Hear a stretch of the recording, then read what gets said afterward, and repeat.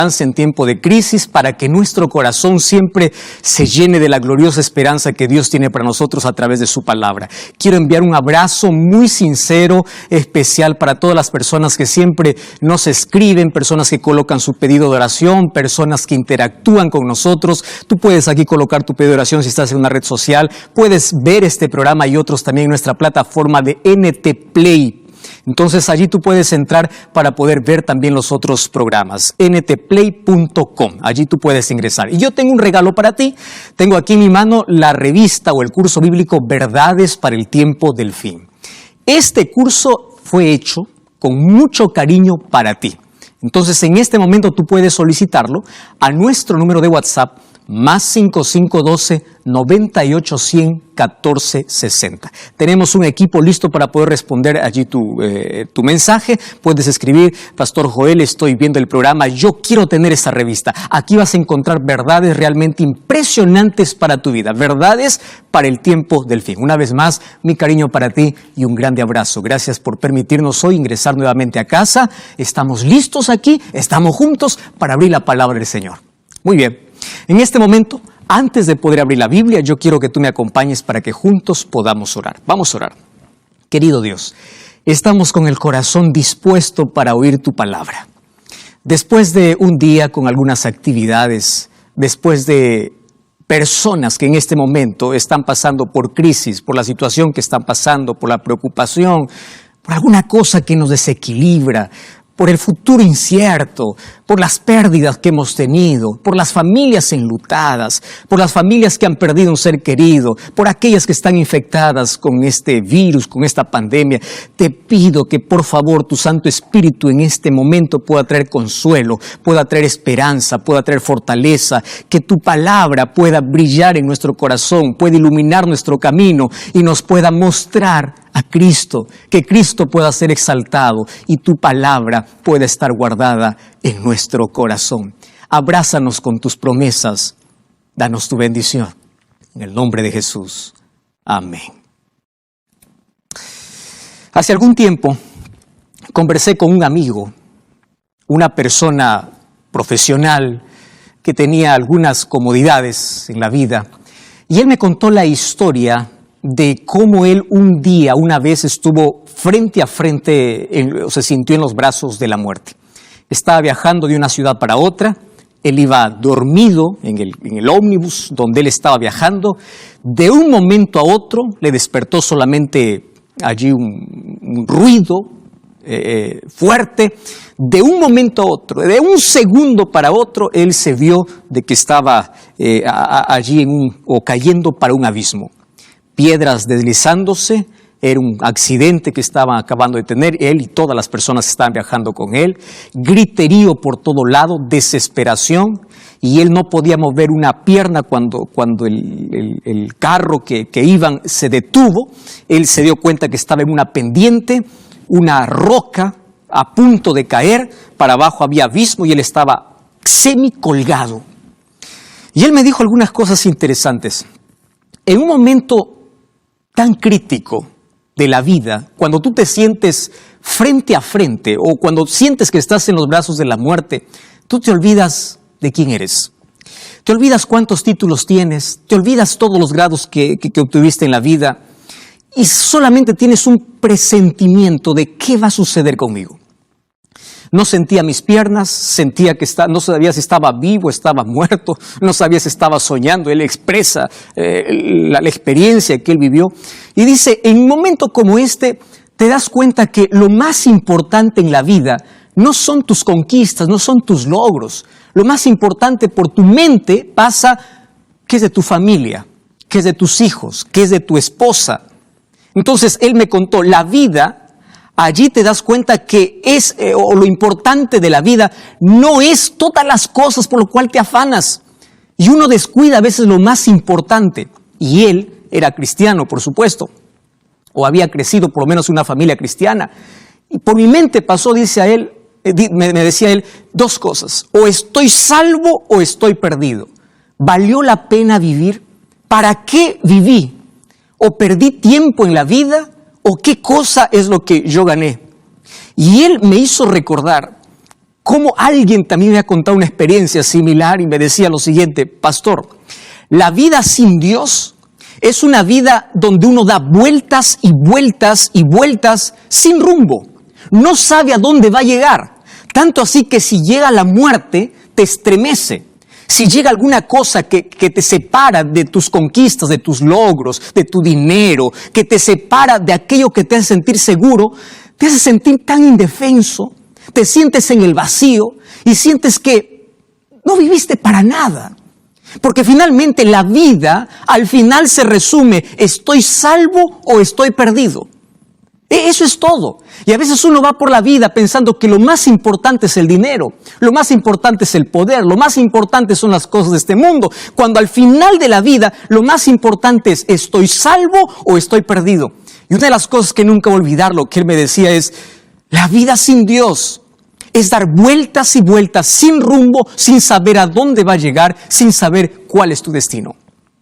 Y tenía mucha razón, porque el apóstol Pablo ya nos hablaba en el libro de Colosenses capítulo 1, versículo 16, que la vida necesita tener un propósito. La vida tiene sentido cuando tiene propósito, y solamente tiene propósito cuando tú sirves a Dios. Dice el versículo 16, por Él fueron creadas todas las cosas, los que hay en el cielo, lo que hay en la tierra, visibles e invisibles, tronos, dominios, principados, potestades. Todo fue creado por medio de Él y para Él. ¿Me estás escuchando, Francisco? Fuiste creado por Dios y para Dios. Eulogio, estoy hablando para ti. Tú no fuiste creado para arrastrarte en esta vida, para arrastrarte en la miseria, para tener el corazón quebrantado, para vivir lejos de Dios, para darle espalda a Dios. Tú fuiste creado por Dios y para Dios. Entonces, la vida sin Dios es un conjunto de horas perdidas. Uno pierde años, uno pierde tiempo, uno pierde todo. Finalmente, la vida sin Dios es una vida vacía y perdida. No te olvides, dos cosas: es una vida vacía y es una vida perdida. Yo voy a hablar de salvados y perdidos. Alguien me preguntó hace algún tiempo: pastor, yo no entiendo cómo es que finalmente muchas personas se van a perder. Porque la Biblia me enseña que cuando Jesús vino a este mundo, vino para morir por todos. Entonces, ¿cómo es que su sangre es suficiente para salvar a todos? ¿Por qué hay muchos que se van a perder? Es que Dios no puede romper tu libertad. Es que la sangre de Cristo tiene poder solamente cuando tú lo aceptas. Cuando tú rechazas el sacrificio de Jesús, estás perdido. No importa las obras que hagas, no importa los títulos que tengas, el poder que tengas, la riqueza que tengas. Sin Cristo estás perdido. Y déjame explicarte de una manera muy breve cómo en la Biblia presenta el asunto de salvación. La Biblia me presenta que Jesús en la cruz pagó la pena del pecado, mi culpa, la condenación. Esa es la primera P, la pena del pecado.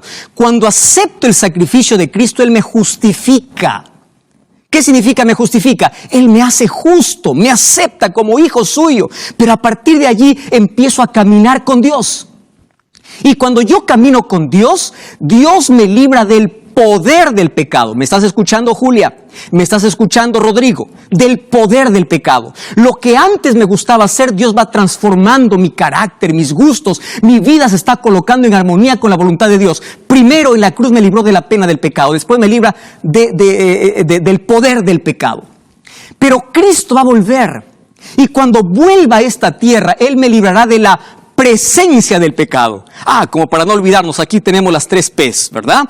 Primero, me libra de la culpa del pecado, de la pena del pecado. Número 2, me libra del poder del pecado. Y número 3, me va a librar de la presencia del pecado cuando Él venga. Pero yo tengo que aceptar su sacrificio, yo tengo que caminar con Él para que un día Jesús me pueda transformar. Pastor, ¿qué significa que me va a librar de la presencia del pecado? Hoy tú y yo somos pecadores. Nuestra naturaleza es pecaminosa. Nuestras inclinaciones son pecaminosas. Entonces, cuando Cristo venga, como Él nos libró del poder del pecado, ahora va a arrancar de nosotros esa naturaleza que nos inducía siempre a pecar. Gloria a Dios, seremos santos para siempre. Nunca más tendremos una mancha de pecado en nuestra vida. Pero eso sucederá solamente cuando Cristo venga. Y cuando Cristo regrese, yo quiero recordarte algunos elementos importantes. en cuanto a la venida de Jesús, porque todos esperamos ese día. Mas ¿cómo vendrá Jesús?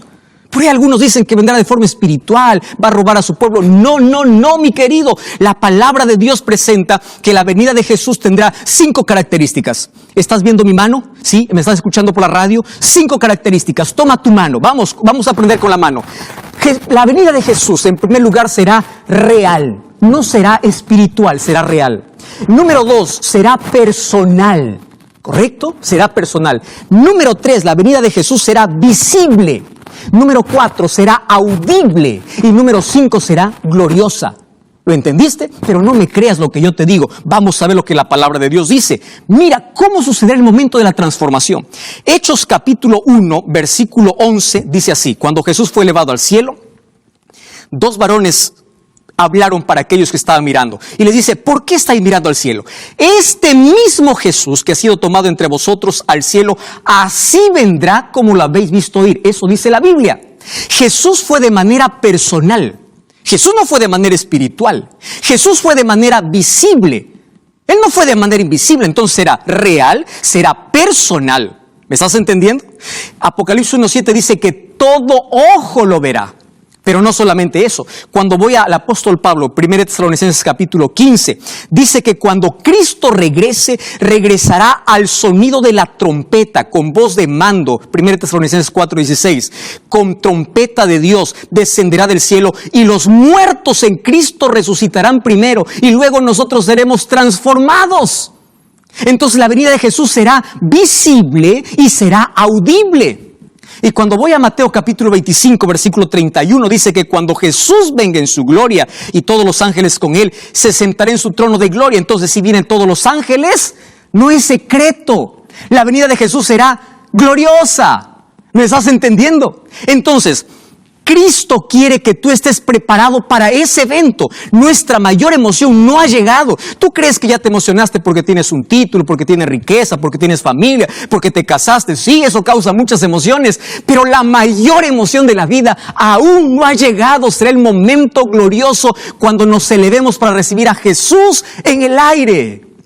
Y ahora quiero contarte para ti, ¿qué cosa va a ocurrir cuando Jesús venga? Esto yo lo conozco como las 5 R's, ¿correcto? Como para que nunca te olvides. Las 5 R's que va a acontecer cuando Jesús regrese. La primera R, cuando Jesús regrese habrá resurrección. ¿Me entendiste? Cuando Jesús regrese habrá resurrección. ¿Quiénes van a resucitar? 1 Tesalonicenses 4:16 dice que aquellos que murieron en Jesús resucitarán. No todos los muertos resucitarán. Jesús habló en Juan 5:29 de 2 resurrecciones. La primera resurrección sucederá cuando Cristo regrese. ¿Quiénes resucitan? Los sepulcros de aquellos que durmieron o que murieron creyendo en Jesús serán abiertos. Y cuando saldrán sin defecto. Querido, esta es nuestra mayor emoción. Tú podrás volver a ver a tu padre, a tu hijo, a tu madre. Tú podrás volver a ver a las personas que ni siquiera te dio tiempo de despedirte. La tragedia llegó a tu vida, te arrancó un ser querido, mas un día resucitarán. Dios volverá del polvo de la tierra a esas personas que murieron creyendo en Él, pero ya glorificados, sin un defecto físico. Y nosotros seremos transformados para ir al cielo. La primera R es la R de resurrección. La segunda R es la R de reencuentro. Esto me encanta. ¿Por qué reencuentro? Yo sueño que Jesús venga, porque yo ya tengo muchos familiares que hoy no están conmigo. Tengo mi padre que ya falleció. Tengo abuelos que fallecieron. Tengo familia que no está. Y si tú ya te diste cuenta, aún los momentos más felices de la vida no son tan felices, porque en las reuniones familiares siempre hay una silla vacía que pertenece o que perteneció a alguien que ya no está más con nosotros. Prepárate para ese reencuentro. Un día volverás a abrazar a ese ser querido, pero el mayor reencuentro será con Jesús. De ese Jesús que tanto nos dio esperanza. Y Apocalipsis capítulo 8, versículo 1 me da una revelación importantísima. Dice que cuando se abrió el séptimo sello habla de la venida de Jesús, se hizo silencio en el cielo como por media hora. ¿Qué cosa está diciendo Apocalipsis? Apocalipsis es un libro profético. Y aquí una media hora en profecía significa 7 días, significa una semana. Quiere decir que una semana demorará este glorioso encuentro entre la venida de Jesús para llevar a los salvados para el cielo. En profecía, un día equivale a un año. Y aquí dice que media hora equivale a 7 días, a una semana. ¿Por qué silencio en el cielo? Porque todos los ángeles vienen. Todos están esperando la orden del Padre. Vamos a recoger a nuestros hijos. Vamos a traerlos para casa. Ellos están sufriendo mucho. Las tragedias. El mundo está pereciendo. Es hora de volver. Y Jesús vendrá. El mayor reencuentro no solamente será con nuestros seres queridos. El mayor reencuentro será con Jesús. ¿No te emociona saber eso? La tercera R es la R de la recepción. La Biblia dice en Mateo 25 que Jesús dirá: venid benditos de mi Padre. ¿Te imaginas aquella mesa de bienvenida? ¿Te imaginas aquel abrazo con los ángeles? ¿Te imaginas aquel abrazo con Jesús cuando tengamos que mirar sus heridas, las huellas que todavía, las marcas que están en sus manos, que costó nuestra redención, porque sus manos fueron clavadas para que tú y yo hoy tengamos derecho a entrar a ese reino? Ese reencuentro, esa recepción será gloriosa. La cuarta R es la R de respuestas. Porque hay muchas cosas que aquí no entendimos. Pero tú sigue perseverando por fe. Aún en las mayores crisis, que no desmayes, no te desanimes, levanta la cabeza. Aún cuando no tengas evidencia, sigue confiando en Dios. Cuando la noche sea más oscura, sigue confiando en Dios. Cuando todo esté yendo para abajo, sigue confiando en Dios. Porque un día lo que no entiendes en esta tierra, entenderás en el cielo. Y el libro de Apocalipsis capítulo 20, versículo 1 en adelante, dice que nosotros, o los salvados, en el cielo tendrán potestad para juzgar. El apóstol Pablo también en 1 Corintios decía que vamos a juzgar. ¿Juzgar para qué? Escúchame lo que te voy a decir. Una de las actividades que harán los redimidos en el cielo, después de esa recepción maravillosa, será analizar los casos de todos aquellos que se perdieron. ¿Por qué? Por una razón simple. ¿Sabes cuál es la razón? Porque en la eternidad no habrá un rastro de duda de la justicia de Dios. En el cielo habrá muchas sorpresas. ¿Por qué personas que aquí aparentemente estaban perdidas están en el cielo? Y personas que aquí aparentemente estaban salvas estarán perdidas. ¿Y por qué? Porque aquellos que están salvos se arrepintieron. Mas aquellos que parecían buenos solamente parecían. Era solo un maquillaje espiritual. Era solo un sepulcro blanqueado por fuera. Pero no era sincero, no colocó su vida en armonía con la voluntad de Dios. Entonces allí nos daremos cuenta de la justicia de Dios. Nadie tendrá duda de aquel que se perdió por despreciar tantas oportunidades que Dios le dio. Querido, el cielo es tu lugar. Ese es nuestro lugar. Fuimos creados por Dios y para Dios. Y Él dijo, voy a volver. Y yo quiero llevarte, pero no puedo quebrar tu libre albedrío. Por eso Dios te hizo un ser inteligente. Y la mejor manera de usar tu inteligencia es usar bien tu libertad para elegir a Jesús. ¿Estás entendiéndome? Usa bien tu libertad para tomar buenas decisiones. Y la mejor decisión es vivir al lado de Jesús.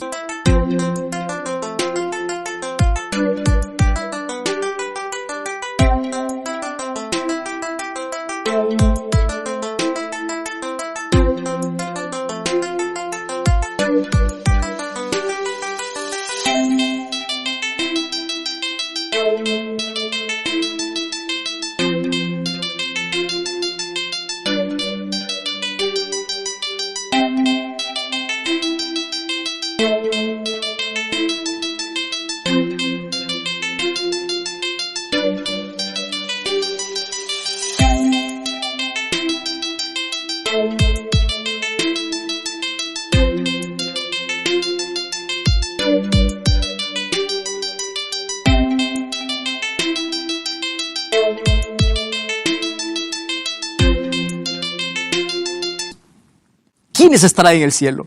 Apocalipsis capítulo 3, versículo 21, dice así. Mira lo que dice la palabra de Dios. El que venciere se sentará conmigo en mi trono, así como yo he vencido y me he sentado con mi Padre en su trono. ¿Quién es un vencedor? No es aquel que vence con su capacidad.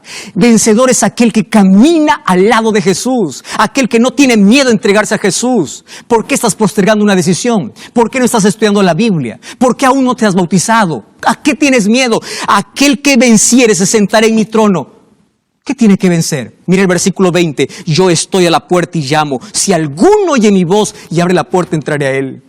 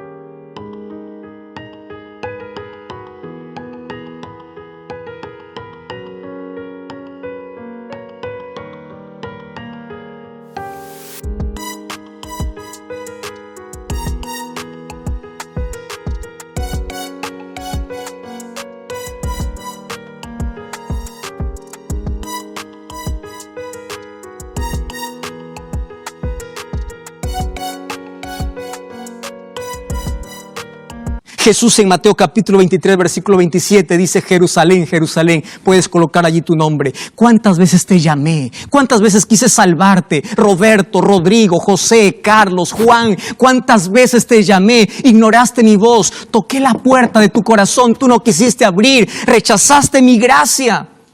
Ahora acompáñame para la última R, porque esta R es impresionante.